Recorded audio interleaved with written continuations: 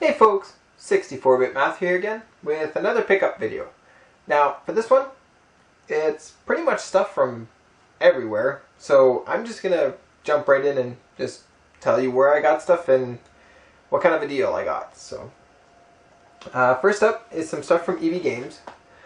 Now, as you guys know, Canada had an EB Games sale a little ways back, where they had a lot of Wii, DS, and a few other games for pretty cheap.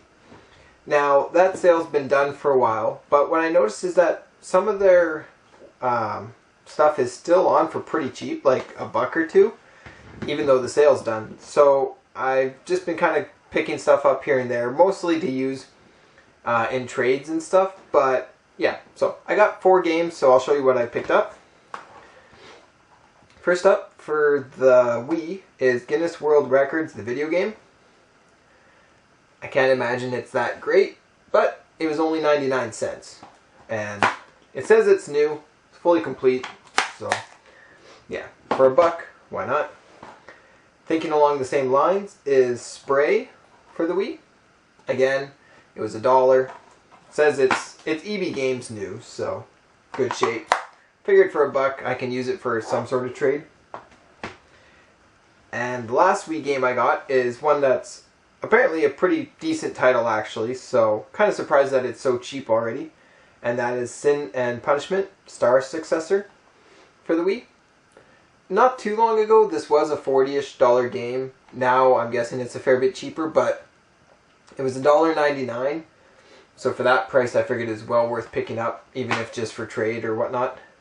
It still has its Nintendo Club points and the manuals and everything, so good shape. And yeah, it was $1.99, so figured I'd grab it. And the last game that I got from EB Games today is Steel Diver for the Nintendo 3DS. It was $1.99, so I figured for a 3DS title, even if it's one of the earlier ones, that's not too bad. It still has its Nintendo points in it, which is a bonus, and yeah, complete. So $2, I'll find some use for it. So that was some stuff I picked up from EB Games. Nothing too exciting, but what I figured were decent deals. Now I got some complete in box Game Boy Advance games and some loose NES games. The first Game Boy Advance game I actually got at a garage sale. It was really slow that day. I hadn't found much, and I got this for 75 cents. And that is Paws and Claws Pet Vet. Yep. A Pet Vet game. I don't know. It was complete in box and 75 cents. I figured why not. So I picked it up. Now the next 2 Game Boy Advance games I got from my local game store. I took some stuff into trade. And yeah, I got these on trade. So first up is Need for Speed Underground. I'm a big fan of this series. Mostly on like the PS2, GameCube.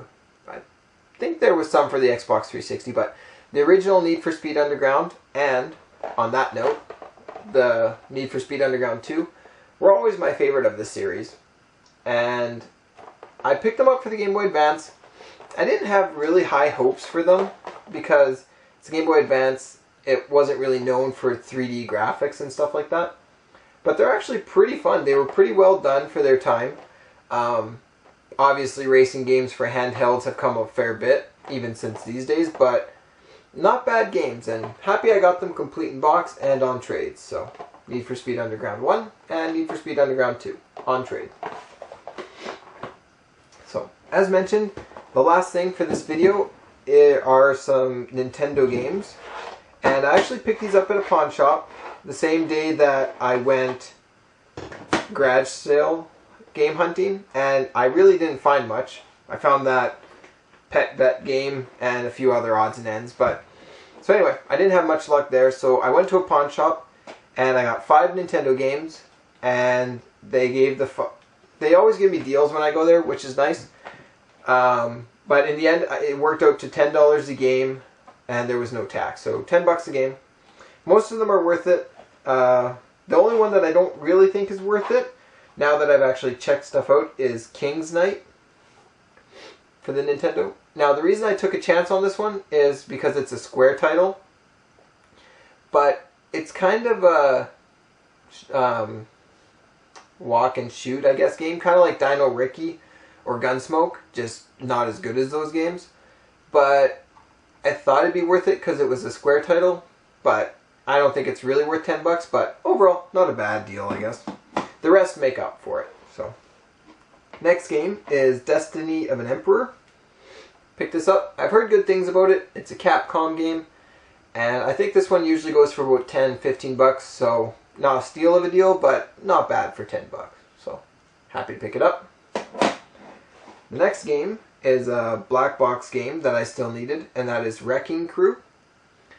Again, I think this one goes around for what I paid for it, but I do have quite a few of the black box games, so it's kind of a fun little subset to collect for.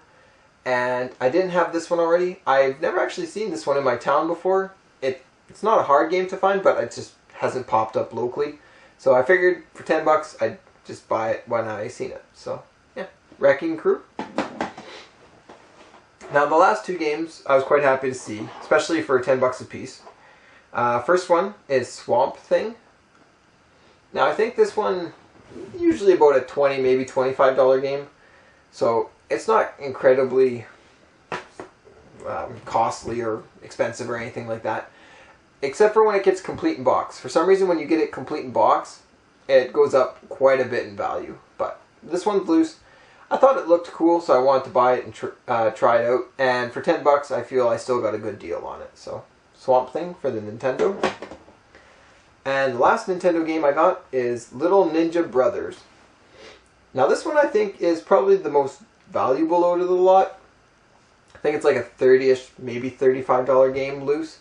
So happy to pick it up for $10. It kind of makes up for some of the other titles that aren't worth much more than 10 or are worth under 10.